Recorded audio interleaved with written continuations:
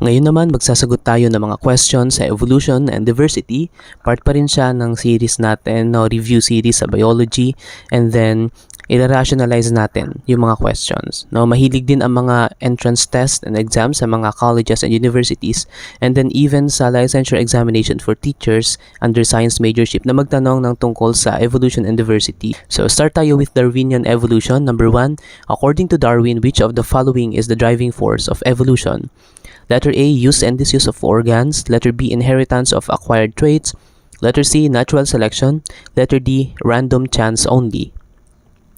Kapag ganito yung forma ng mga tanong, ang suggestion ko, tanggalin na natin yung option na merong word na only. Okay, pwede nating tanggalin to. Actually, isa tong technique no na pwede nating gawin sa pagsasagot ng mga multiple choice questions.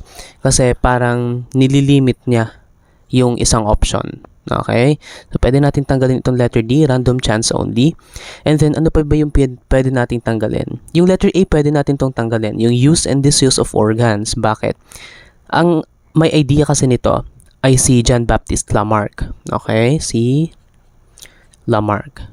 Lamarck yan. Siya yung isang naturalist na una siya kay Darwin. No? Sabi niya, yung mga traits pwedeng ma-acquire or mawala doon sa lifetime ng isang organism through use and disuse. So, kapag ginagamit mo siya, na-acquire mo pa siya lalo. Kapag hindi mo siya ginagamit, you can lose it during your lifetime. So, ganun yung sabi niya. Tapos, yun yung nai-inherit ng offspring. Okay? So, dalawa na lang yung options natin dito, letter B and C. Pero itong letter B is the same as letter A. Okay? Parehas lang ng pinupunto yan. So, pwede nating isagot dito by elimination is letter C. Natural selection. Okay, ito yung idea ni Charles Darwin, yung natural selection. So, tingnan natin yung mga points natin dito. So, ayan, si Darwin, ang theory niya, yung populations nag-evolve through natural selection. Okay, so yung natural selection, ang idea dyan, populations, they evolve over time. Kasi yung mga individuals na merong traits na nakakapag-enhance ng survival and reproduction, sila yung more likely maipapasa dun sa next generation. Okay? So again, ang idea natin for natural selection is that merong mga specific traits, okay, na nakakapag-enhance ng survival and reproduction. And then sila yung maipapasa sa next generation. At ang population, nangyayari yan at yung evolution, nangyayari yan at the population level. Okay? Ang tawag natin again sa proseso na yan ay yung natural selection. So, isa sa mga key concepts natin sa evolution, sa Darwinian evolution, ay yung adaptation. Yung adaptation, ito yung mga traits, no? Merong mga traits na nakakapag-increase ng chances of survival and reproduction doon sa isang specific environment. Okay? So, halimbawa natin dyan yung mga insects. Pwede natin example dito yung mga insects. Although maliliit sila, pero kaya nila mag-camouflage. So, may mga specific na insects na nakakapag-camouflage. Ano yung importance ng pag-camouflage nila? Siyempre, naiwasan nila yung mga predators. Okay? So, yung mga variation, another concept sa natural selection. Yung variation, it arises from mutations. Ito, number 1, mutations. Number 2, recombination. And not from use or disuse. At itong use or disuse again, kay Lamarck ito. Okay? So, hindi yan idea ni Darwin. So, ano ba yung variation? Basically, yung variation, ito yung natural differences. Okay? Doon sa mga individuals within a population. O, pwede natin sabihin yung pagkakaiba-iba ng mga individuals. Okay? Now, ano daw yung component? Okay? O yung mga sources ng variation. Number 1, itong mutation. Ang mutation, lagay natin dito, no? Mutation. Ito yung mga random changes in DNA. Okay? So, kung babalikan natin yung previous lesson natin, tinignan natin yung iba't ibang types ng mutation. Okay? At the DNA level. Next, recombination. Ito. That's another source of variation. Ang recombination, yung genetic recombination, kung maalala natin, meron tayong tinatawag na crossing over na nangyayari during prophase 1. So, that's part of genetic recombination. And then, yung independent assortment also. Okay, during meiosis. So ito, part sila ng sexual reproduction. So again, ang variation, dalawa yung pinanggalingan niya. Number 1, itong mutation. And then number 2, itong recombination. Okay? And sabi nga natin, it is contrasted with Lamarck's idea of inheritance of acquired traits. Kasi ang idea niya yan, for example, yung giraffe, no? Usually ang ginagamit na example natin dyan, yung giraffe, inaabot niya yung mga puno. Kasi nandun yung mga prutas, so nag-stretch yung neck niya, tapos ma-inherit daw yun ng kanyang offspring. No? So, kinorek yun ni Darwin. Ang correction niya, yung mga traits na ipapasa sila through genetic inheritance, hindi doon sa mga acquired habits nila during their lifetime. Okay? So, that is for number 1. Okay, number 2, which of the following best describes survival of the fetus? Letter A, only the strongest survive. Letter B, the organism that adapts best to its environment survives and reproduces. Letter C, the fastest animal always survive. Letter D, all individuals survive equally. Okay, so ito, tingnan lang natin, no, comprehension lang, masasagutan natin tong question na to. So, ito, may word na only, equally, pwede natin tanggalin tong letter D. Yung lahat daw ng individuals, they survive equally, pero hinahanap natin kung sino yung fittest. So, ibig sabihin, pwede natin eliminate si D, eliminate din natin si A. Okay? Yung letter C, may word na always, pwede natin tanggalin yung letter C. And also, kung titingnan natin, no, hindi naman nagme-make sense yung letter C. Kapag ba mabilis, sila na lagi yung nakaka-survive.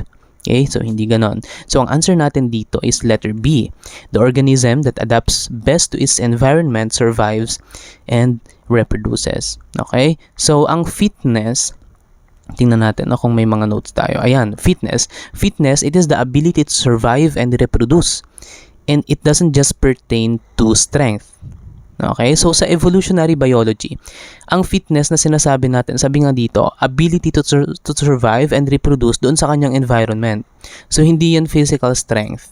Ang point natin dito, yung mga trait na nag-i-increase ng fitness, ay sila yung masasabi natin na nag-enhance ng survival tsaka ng reproductive success ng isang population. Okay? For example, yung example natin kanina, yung mga camouflaged na insect. Fitter sila, sabi dito, fitter than larger, stronger insect if predators can't see it. Okay? Kasi mahihirapan yung mga predators na maispatan itong mga camouflage insects na ito. Okay? So, kahit mas mahina sila, dahil mas maliit sila, yung ability nila para maiwasan yung mga predators ay nag-i-increase ng kanilang evolutionary fitness. Okay? So, yun yung ibig sabihin ng fitness dito sa context na to.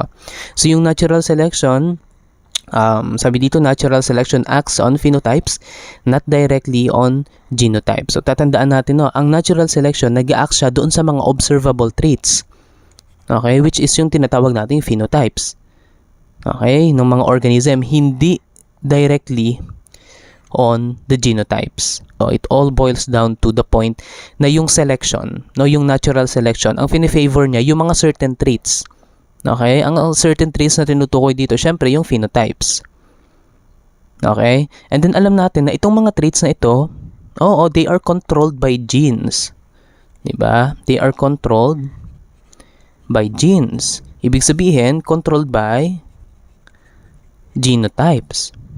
So, over time, yung frequency ng mga genes na yun, nagbabago. Okay? Kaya pwede nating i-relate itong evolution doon sa change in genetic frequency doon sa isang population. Next, number 3, whales have pelvic bones even though they do not walk.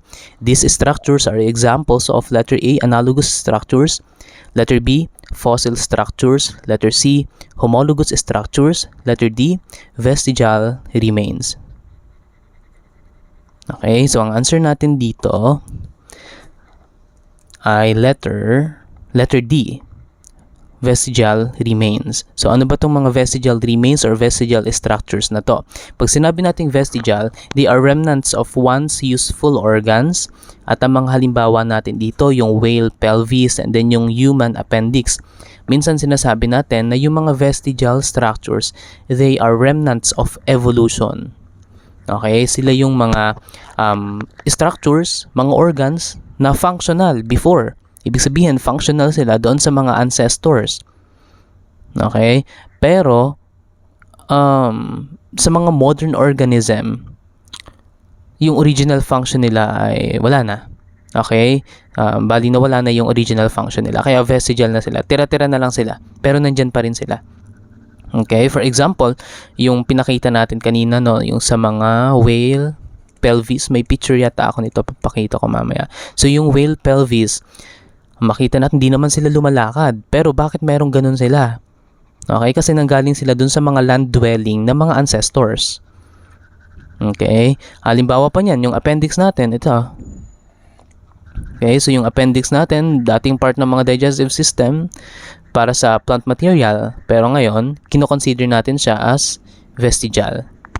Okay, so ano yung importance nitong vestigial structure? Siyempre, pinapakita niya na yung mga species, they evolve over time.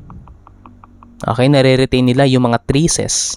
Okay, we can say na ito yung mga traces. Nare-retain nila yung mga traces of evolutionary history.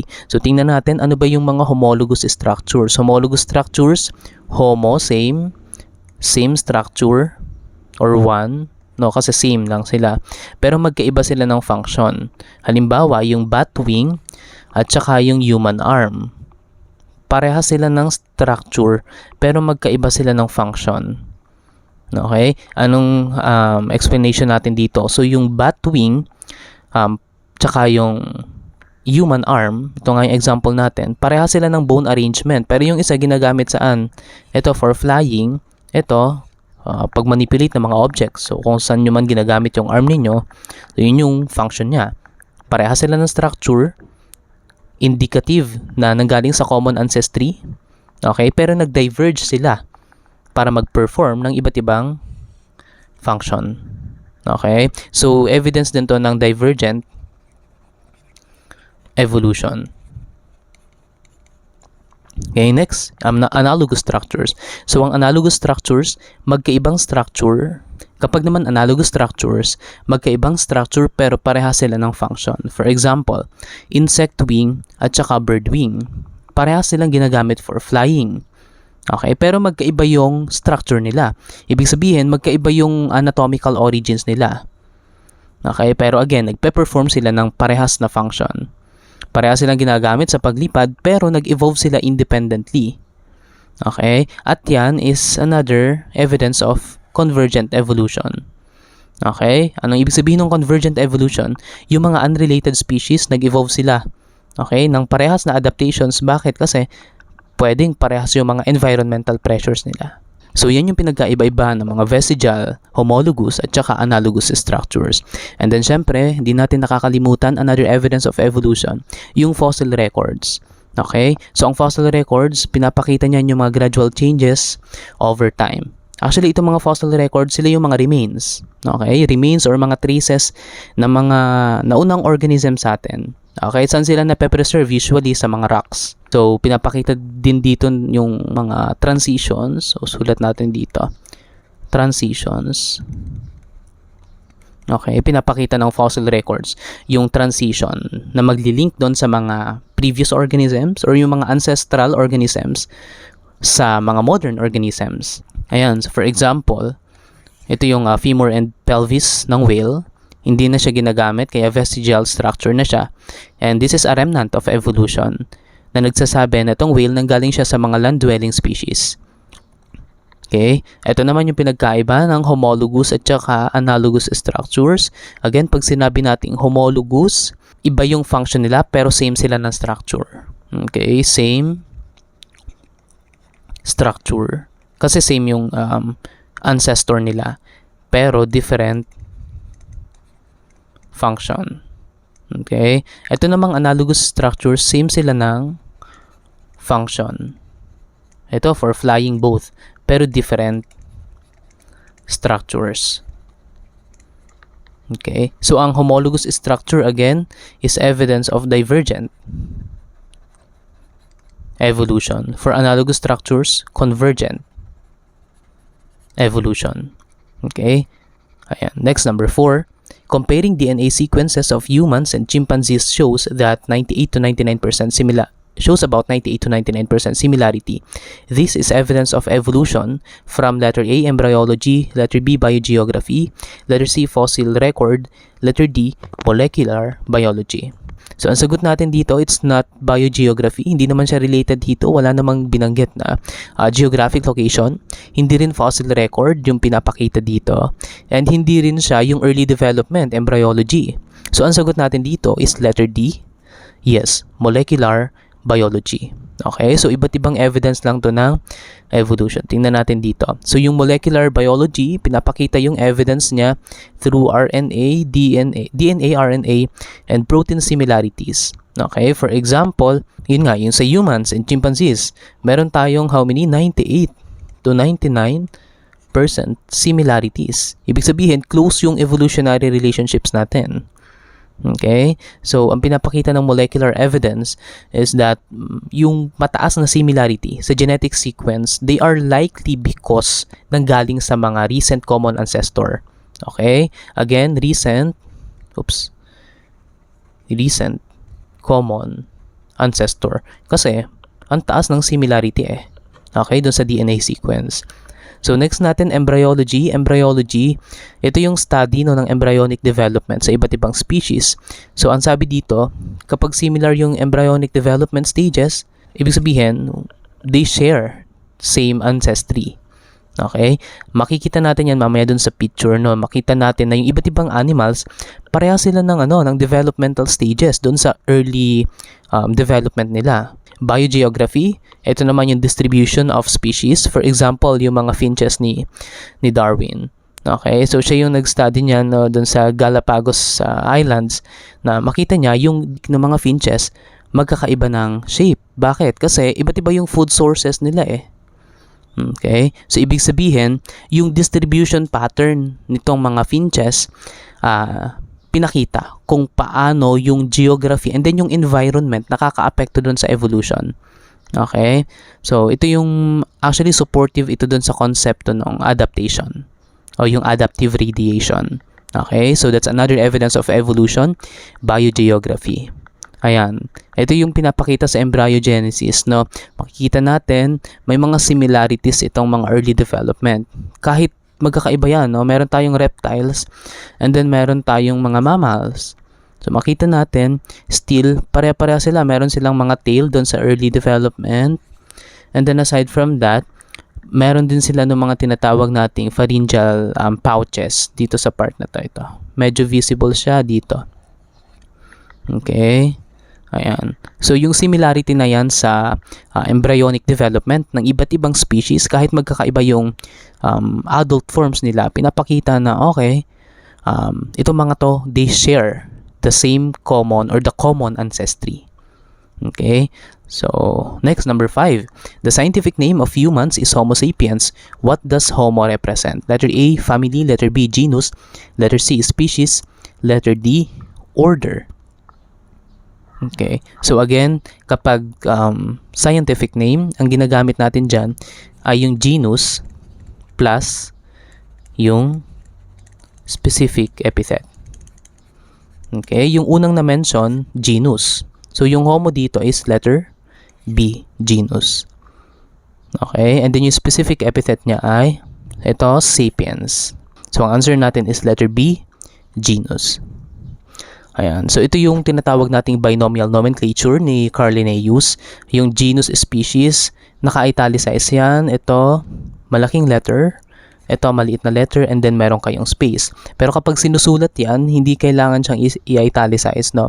Susulat mo lang siya as, for example, Homo sapiens. And then, underline mo to. Underline mo rin to. So, kapag in-underline mo to, mali na yun, ha? So, yung space, wala siyang underline. Yan. Ito yung mga example pa natin. No? Canis lupus and then Felis catus. So, it provides universal naming system across languages. So, parang sa chemistry, ganun din. No? Na meron tayong sinusunod na names para dun sa mga chemicals gamit yung IUPAC. IUPAC. Okay? So, ganun din sa biology. Yung mga names ng mga species, ginagamit natin yung binomial nomenclature. Okay? Next, number 6. Which of the following correctly shows the order of taxonomic ranks from broadest to most specific? Dahil hinahanap natin yung most specific, dapat nasa dulo niyan, species. Ito, tama to. Tama. Tama. So, yung letter C is mali agad. Okay? So, ngayon, tingnan natin, compare natin. Sa letter A, nauna si kingdom. Sa letter B, domain. So, ito, may tatandaan lang tayo dito. Okay? Ang tatandaan natin dito ay yung mnemonics na dream ko pumasa. Cause our family gets letter S. Bahala kayo kung anong S. Pwedeng sushi. Yan, bahala kayo. Okay? So, yung D is domain. So, with that, mali agad si letter A. Kasi dapat mauuna si domain. K is kingdom. Ayan. So, the answer is letter B. Okay? So, ito is domain, kingdom, phylum, class, order, family, genus, species. Okay? So, that is for number 6. Yan. Ito yung hierarchy natin, no? Domain, kingdom, phylum, class, order, family, genus, species. And pwede nyo gamitin na mnemonic itong Dear King Philip came over for good soup. Ayan. Ito yung mga domains natin. Bacteria, archaea, at saka eukarya. Sa kanilang tatlo, ito lang yung merong totoong nucleus. Okay? Yung mga archaea, usually ang lumalabas dito sa mga exams ay sila yung mga nakatira sa extreme conditions. Ano yung extreme conditions? Sobrang taas na temperature or sobrang babang temperature, sobrang taas na pressure, or sobrang salty ng environment. Okay? And then bacteria, ganun din sila, mga prokaryotic din ito mga to. Wala silang totoong nucleus gaya ng archaea. Okay? So, eukarya lang yung merong nucleus. Next, number 7. Mushrooms belong to which kingdom? Letter A, plantae. Letter B, protist. Letter C, fungi. Letter D, monera. Okay? So, ito, information lang din ito.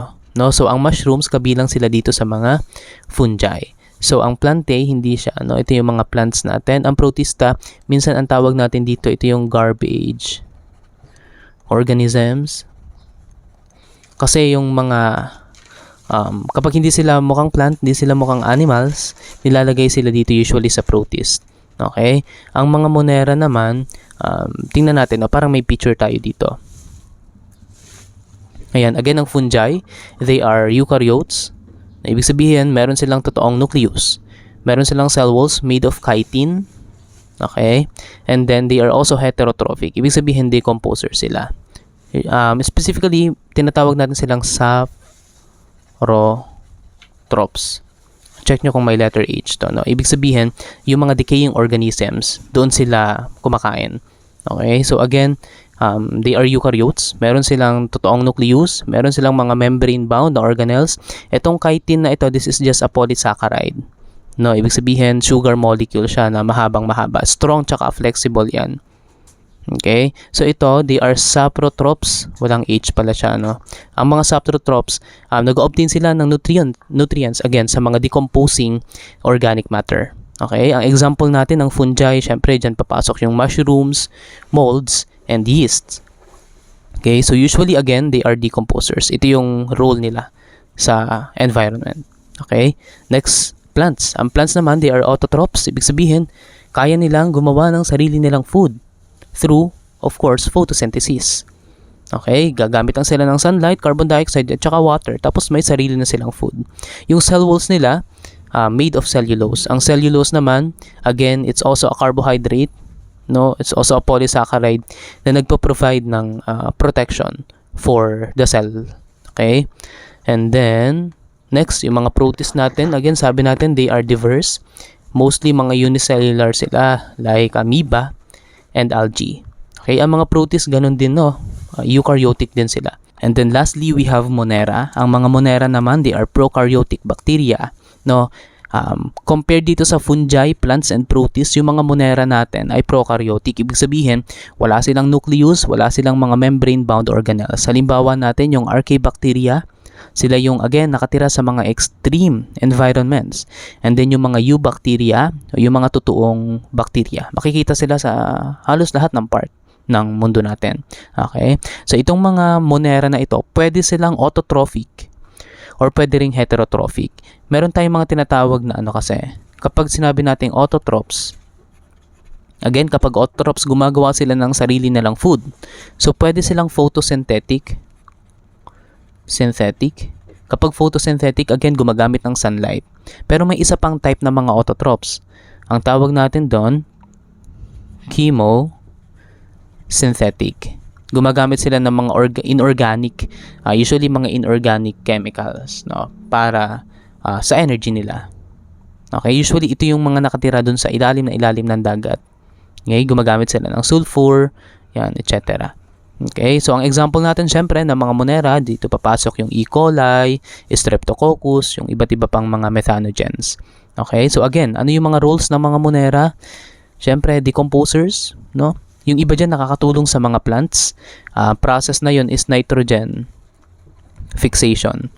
So yung nitrogen from the air, kinukuha nila, tapos ginagamit ng mga plants, no, for nutrients. Okay? And then, ayan yung mga picture nila again, mga protists, very diverse ito mga to. Ang mga monera, wala silang totoong nucleus. Ang fungi, dito papasok yung mushroom, yeast, mga mold. Okay? Again, yung mga meron silang structure na tinatawag nating chitin na nagpo-provide ng rigidity dun sa structure nila. And then you have the plants, no, marami pang types ng mga plants na yan. And then you have the kingdom Animalia, at dito tayo kasama, no, sa kingdom Animalia.